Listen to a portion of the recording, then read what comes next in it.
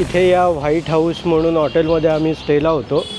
इथे car park आहे आपली. आणि आता अमृतसरचं गोल्डन टेम्पल आणि जालियनवाला बाग आम्ही एक्सप्लोर करू. डिकॅथलॉनवाली चेअर घेऊन आलो आहे, तिच्यावर आता इथे बसलो आहे आणि आता इथे गाडीत सामान भरतायत. आता पहिले आधी फोटोबा करू आणि त्याच्यानंतर आपण मंदिरात जाऊया. सामान बघा फुल कट टू कट भरलं आहे. इथली रूम आम्हाला 2000ला पडलेली, म्हणजे 2000ला 2 रूम पडलेल्या, 1000 रुपये. ऑनलाईन आम्ही अगोडावर चेक केलं, सो 1000ला पडत होती. आम्ही म्हटलं एकदा जाऊन बार्गेन करून ट्राय करूया. त्यांचा रेट डबल होता, सो ऑनलाईन पटकन बुक केली आणि स्टे केलं. इथे कार इथेच ठेवली आहे हॉटेलमध्ये आणि वॉक करत जातोय, कारण इकडच्या गल्ल्या खूपच छोट्या छोट्या आहेत. अमृतसरच्या गल्ल्यांमधून फिरताना या शहराने अनुभवलेला बलिदानाचा इतिहास आणि असंख्य क्रांतिकारकांची आठवण नकळत डोळ्यांसमोर येते. आज रस्त्यावर इलेक्ट्रिक रिक्षा झपाट्याने वाढत असले तरी अजूनही मॅन पॉवर सायकल रिक्षा त्या जुनेपणाची आठवण करून देतात. हे सगळं अनुभवत पोहोचलो गोल्डन टेम्पलच्या एंट्रीपाशी, जिथे प्रत्येक गल्लीतल्या दुकानांच्या पाट्या आणि ओव्हरऑल रंगसंगती ही सिमिलर असल्याने या शहराला एक वेगळंच विंटेजनेस आणि युनिकनेस येतात, जे फील करत पोहोचलो या फेमस भाई कुलवंत सिंग कुलचेवाल्यांकडे.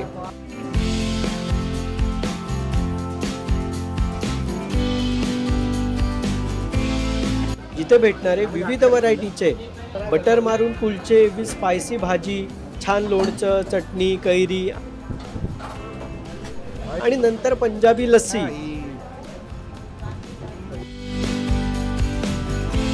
या सगळ्याचा आस्वाद घेऊन निघालो मंदिराकडे.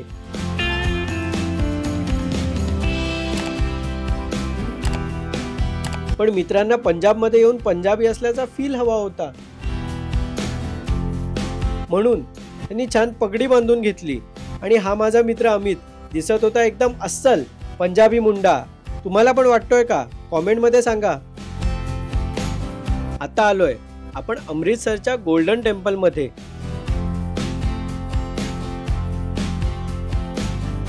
हा फक्त एक गुरुद्वारा नाही, तर जगभरातलं सर्वात जास्त भेट दिलं जाणारं रिलिजियस प्लेस आहे. इथे दररोज अंदाजे 1 लाख लोक भेट देतात आणि लंगरमध्ये जवळपास 50,000 लोकांना मोफत जेवण दिलं जातं. मंदिर में ब्लॉग बनाना अलाउड नहीं है.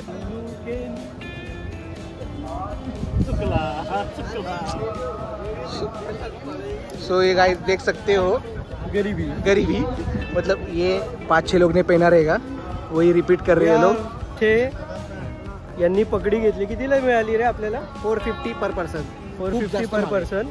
आणि बार्गेन नाही केलं फार. आता आम्ही पैसेवाले झालोत ना, खूप पैसे आपल्याकडे. म्हणजे आमच्यासोबत आम्ही शेट जिथे आपण चप्पल जमा करतो तिथे असतात हे, तुम्ही घालू शकता. अदरवाईज रुमाल घातला तरी चालतो. गोल्डन टेम्पलचं खरं नाव आहे हरमंदिर साहिब किंवा दरबार साहिब. आणि आता इथे माझ्या मागे गुरुद्वारा आहे. दर्शन घ्यायच्या आधीच आम्ही प्रसाद घेतलाय. आम्ही आहोत हावरट, दुसरा व्लॉगर आता परत. आणि इंटरेस्टिंग फॅक्ट म्हणजे मंदिराच्या चारही बाजूंना दरवाजे आहेत. याचा अर्थ असा की इथे सगळ्यांचं स्वागत आहे, जात, धर्म, भाषा काही असो. इथल्या पाण्याच्या सरोवराला म्हणतात अमृत सरोवर आणि ह्याच नावावरून अमृतसर शहराचं नाव पडलंय. आणखी एक युनिक गोष्ट, मंदिराची बांधणी नेहमीप्रमाणे उंचावर नाही तर थोडं खाली केली आहे. यामागे एकच मेसेज, जास्त मोठं व्हायचं असेल तर आधी नम्र व्हावं लागतं. आणि शेवटची मजेशीर गोष्ट, मंदिराचा कळस खऱ्या सोन्याने मढवलेला आहे. साधारण 400 किलो सोनं. म्हणजे इथे स्पिरिच्युअल शांतता, कल्चर, हिस्ट्री, वाइब्स सगळंच एकदम मिळून येतं.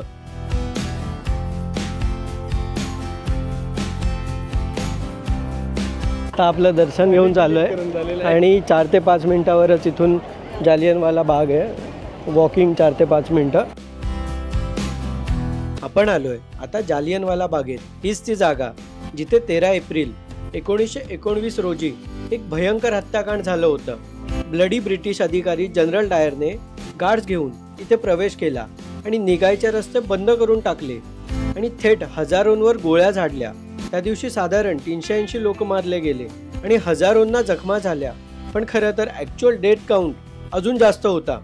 तुम्हाला अजूनही इथे त्या बुलेटच्या खुणा दिसतात भिंतींवर, आणि ती विहीर जिथे लोक गोळ्या वाचवण्यासाठी उड्या मारत होते पण जीव काही वाचला नाही. आज बघायला गेलं की हे ठिकाण एक मेमोरियल झालंय. लोक शांतपणे फिरतात, विचार करतात आणि देशासाठी दिलेल्या बलिदानाची आठवण करून घेतात. हे स्पॉट खरंच एक टर्निंग पॉइंट होतं आपल्या भारतीय फ्रीडम मुवमेंटमध्ये, कारण इथूनच लोकांना ब्रिटिश राज किती क्रूर आहे हे क्रिस्टल क्लिअर झालं. म्हणून जर अमृतसरला आलात तर गोल्डन टेम्पल बरोबर हे बघणं मस्ट विजिट आहे, कारण हे फक्त एक गार्डन नाही तर आपल्या इतिहासाचं जिवंत स्मारक आहे.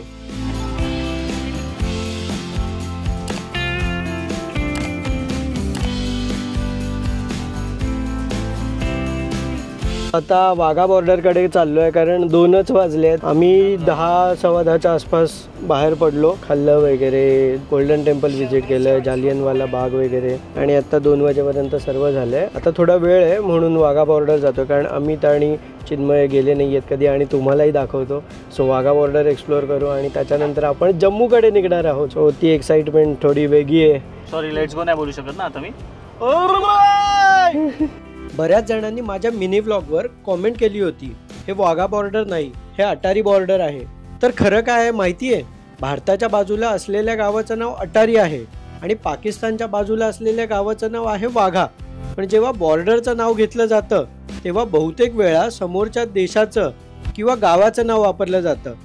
जसं आपण म्हणतो आम्ही पाकिस्तान बॉर्डरवर चाललोय, किंवा आम्ही चायना बॉर्डरवर चाललोय, किंवा आम्ही नेपाळ बॉर्डरवर चाललोय, पण कधी म्हणत नाही इंडिया बॉर्डरवर चाललोय. त्यामुळे भारतातून बोलताना आपण त्याला वाघा बॉर्डर म्हणतो आणि पाकिस्तानमधले लोक त्याला अटारी बॉर्डर म्हणतात. इथे आपली कार पार्क केली एकदम एंड पॉइंटला. इथे हा रेस्टॉरंट आहे, इथे समोर वाघा बॉर्डर, इथून वरतून फेन्सिंग क्लिअर दिसते. हे बघा, याच्या त्या साईडला पाकिस्तान, खूपच जवळ आहे फेन्सिंग.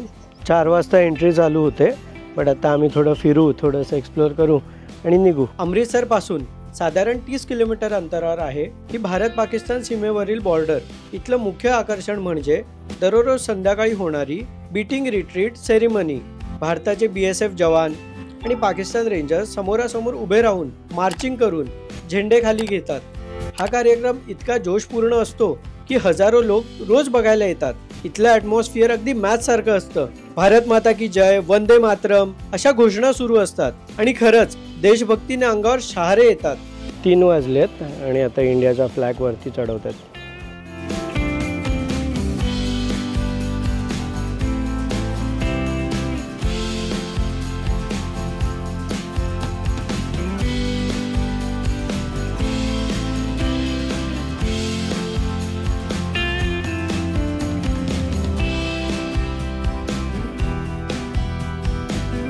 नंतर वाट धरली जम्मूसाठी, जे अमृतसर पासून 4 ते 5 तासाच्या अंतरावर आहे, जिथे आपण घेणार आहोत आजचा स्टे.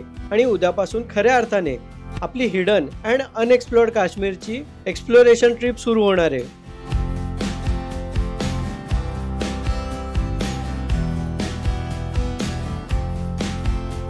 आता जम्मू आणि पठाणकोटच्या मध्ये आहे आणि आपण रिफ्यूल करतोय. घरून निघालो तेव्हा फुल केलेली टाकी, त्यावर 2दा म्हणजे टोटल 3 टाइम्स आपण टाकी फुल केली.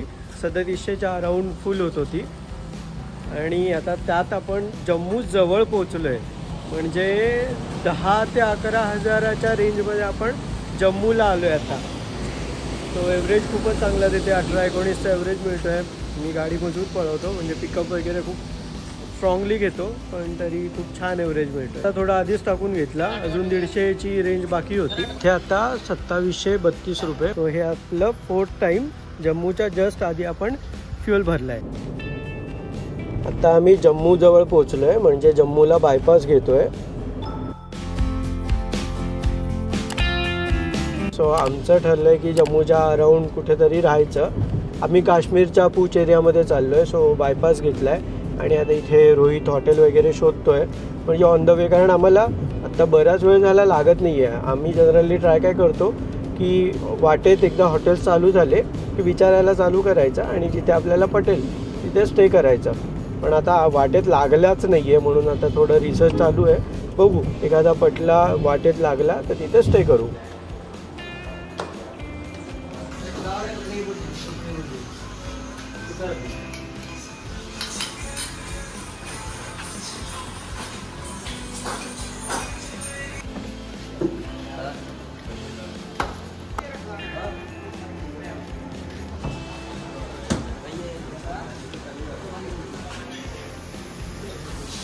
मला रडू येते रडू 540. विचारलं